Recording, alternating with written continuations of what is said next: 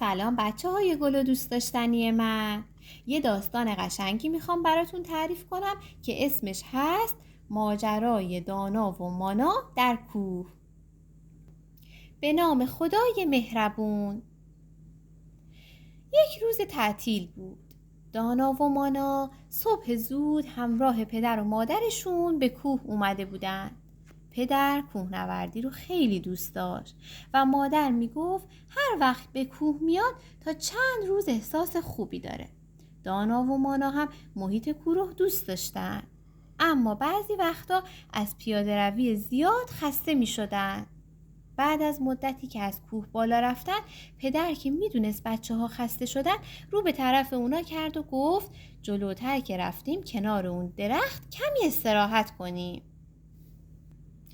مادر از کوله پشتی مقداری خرما در آورد و در حالی که اونها رو به دانا و مانا میداد گفت بچه ها وقتی خوردین هسته هاشو داخل این کیسه بریزین.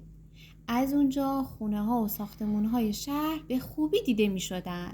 دانا و مانا سعی کردند خونه‌شون رو پیدا کنن، اما نتونستن. هنوز تا قله فاصله زیادی داشتن.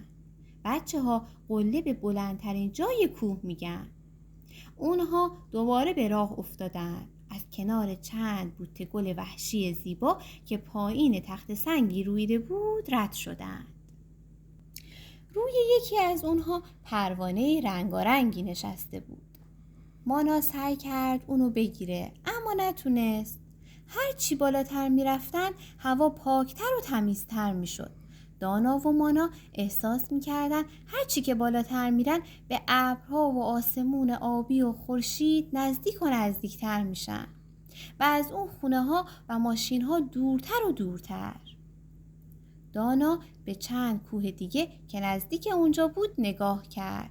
با خودش گفت چقدر شبیه همن، ولی نه بچه ها، اونها با هم فرق داشتن. ناگهان صدای ناله‌ای بلند شد. مادر هراسان به طرف دانا رفت. پای دانا به سنگی خورده بود و خون می اومد.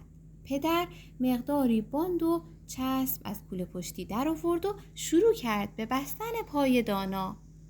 اون گفت حواسم نبود، این سنگا رو ندیدم و پام خورد بهشون. مانا پرسید مگه حواست کجا بود؟ دانا گفت داشتم به اون کوها نگاه میکردم. اونا خیلی شبیه هم هستن، اما رنگاشون با هم فرق میکنه.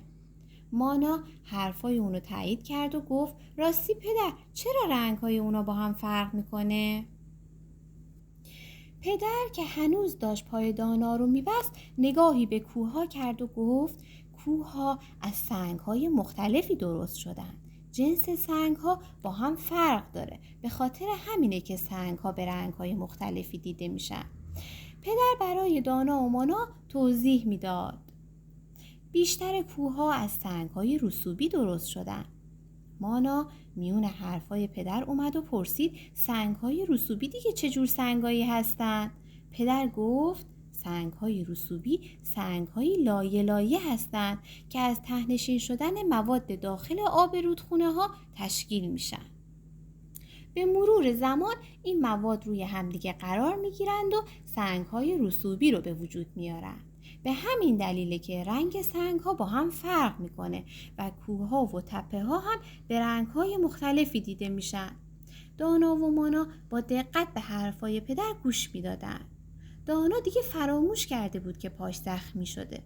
وقتی که حرفای پدر تموم شد مادر گفت حالا که پای دانا زخمی شده بهتره که برگردیم. اما دانا اصرار کرد که بقیه راه رو ادامه بدن. اون میخواست از اونجا جنگل و دشت اون طرف کوه رو هم ببینه. اونها به راهشون ادامه دادن. پدر به دانا کمک کرد تا بتونه راه بره و به قله برسن. از اون بالا منظره های اطراف به خوبی دیده میشد. اون طرف جنگل و دشت خیلی زیبا به نظر می رسیدن. رود کوچیکی هم از کوه به طرف جنگل سرازیر بود. این طرف هم شهر با خونه ها و ساختمون های بلندش زیر پای اونها بود. پدر لباس های گرم به بچه ها داد تا بپوشند و گرم بشن. همگی از دیدن مناظر زیبا و هوای پاک کوه لذت می بردن. مادر گفت اینجا روح انسان تازه میشه. کوهنوردی برای سلامتی و شادابی بسیار مفیده. دانا و مانا احساس گرسنگی می‌کردند. مادر مقداری نان و شیر و پنیر و گردو و میوه در آورد تا بخورند. بعد دانا یه شکلات به مانا داد. وقتی که مانا شکلات رو در دهانش گذاشت، آشغال اونو روی زمین انداخت. مادر اونو برداشت و داخل همون کیسه ای انداخت که هسته‌های خرما بودند و بعد به مانا گفت این کار تو اشتباه مانا. بعد به افراد دیگه ای هم که به کوه اومده بودن اشاره کرد و گفت اگه همه این کسانی که اینجا اومدن آشغال و زباله هاشونو همینجا بندازن، همه جا کثیف و آلوده میشه. اون وقت نه تنها کوه و کوهنوردی برای سلامتی و شادابی مفید نیست، بلکه ضرر هم داره.